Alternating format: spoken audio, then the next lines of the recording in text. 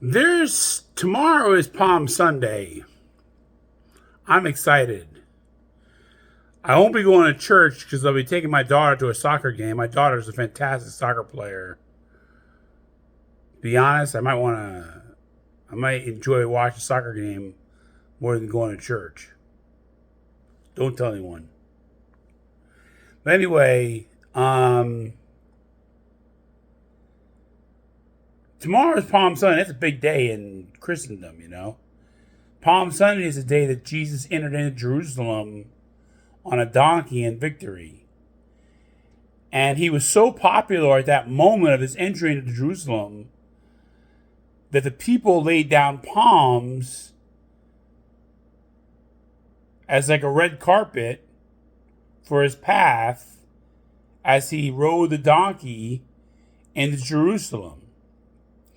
And the people were screaming, Hosanna, Hosanna. And it's so cool because like Kirk Franklin has a song called Hosanna, and it reminds you of the pandemonium that was going on around Jesus Christ. It's like for one moment in Jesus Christ's life, everyone got it. Everyone was like, oh wow, this is the man. This bro's got it going on, you know. It was like for one moment in Jesus' life, people finally understood who he really was, you know? And so the Pharisees, of course, were jealous. They were just hot, man. They were upset. They were like, "Oh, we can't believe this, man. Our arch nemesis, Jesus, and his cousin John the Baptist. Oh, they've completely thwarted us, you know." And so they say to Jesus, they say, "Tell your followers to keep quiet." And Jesus says, if my followers don't say anything, then the rocks will cry out. Now I want to deal with that idea of the rocks crying out in this video, guys. Because see, what's so interesting about the Bible is it's a real mystery. That's why you shouldn't really look at it as like a litigious document or like a letter, because it says of itself, the letter killeth, but the spirit bringeth life. So when you read the Bible, you're supposed to be looking for like the spirit. It's called the rhema, you know. You try and look for like the spirit of what it's saying, more so than just like words. That's how I can read the Bible and still be affirming of gays, lesbians, bisexuals, and transgendered. Because when I read about the sodomites, I'm reading about some really insane people who just went around raping whoever they could, and they used sodomy as a way to do so. And I just don't see the modern day homosexual or the modern day lesbian or the modern day bisexual or the modern day transgender person running around like some mad person, raping whoever they could, breaking into houses and, you know, marauding them. It's just two totally different types of people, you know. So I read the Bible for the spirit, not for some religious rule book that tells me the do's and don'ts of everything, makes me robotic, and shows me how to accuse, criticize, fault find, and judge my brothers and sisters. So guys, I read the Bible like a fantasy novel, man. Like, I love it, bro. I'm a big fan of the Bible. I'm definitely love the Bible. And in this particular pericope where Jesus is talking about the rocks crying out, it's my supposition that he was serious. He wasn't using the rocks as a metaphor. He was saying that if the people don't cry out, the rocks will cry out.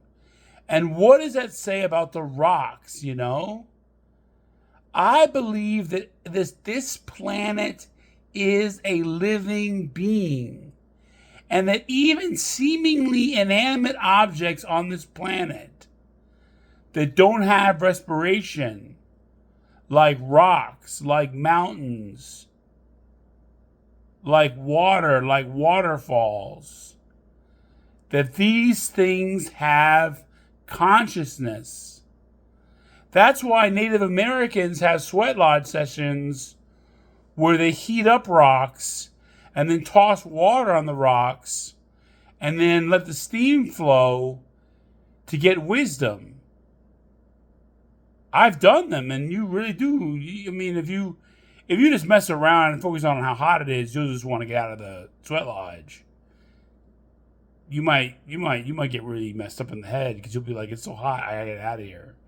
But if you calm down and breathe and just kind of pray and just focus on the rocks, you really do get lifted to a higher state of consciousness by the wisdom of the steam coming from the rocks.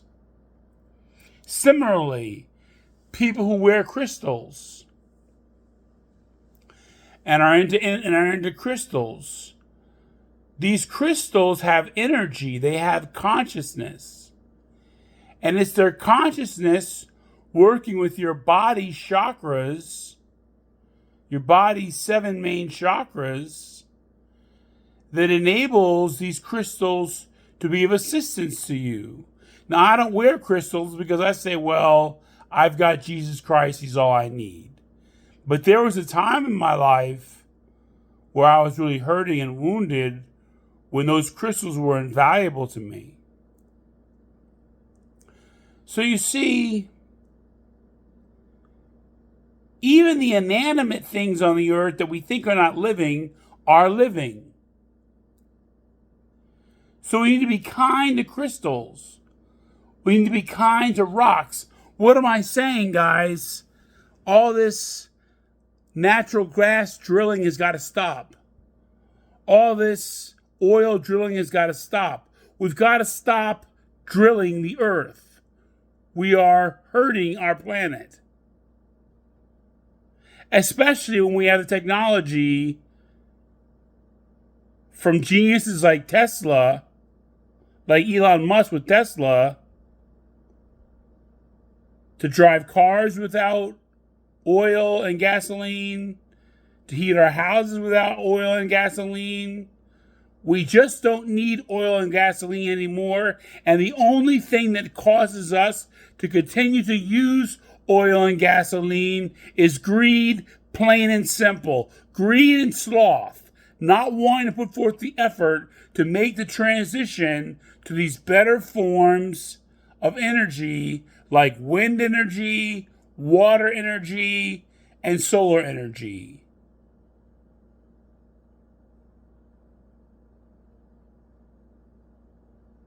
So I'm telling you guys,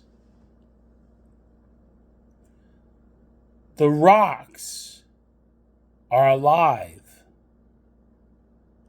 They look inanimate, they don't have respiration, but they have consciousness. And so do the jewels and rubies of our planet. How sad that instead of learning from these so-called inanimate beings, we wear them on our fingers like jewelry and just say, oh, look at how bling blinged I am. When we could be learning from these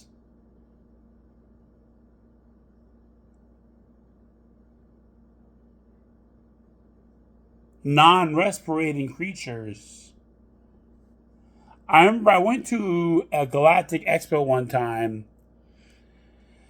and they had this bed of crystals that vibrated. I was like, oh, that's fantastic. Because my back hurt. I mean, the stuff that people are doing when they open up their hearts and their minds to see beyond what's just right in front of them, to see with the eyes of faith, is truly astounding. Even the rocks are alive.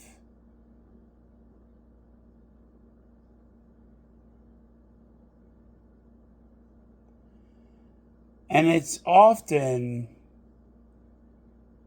the people with the greatest faith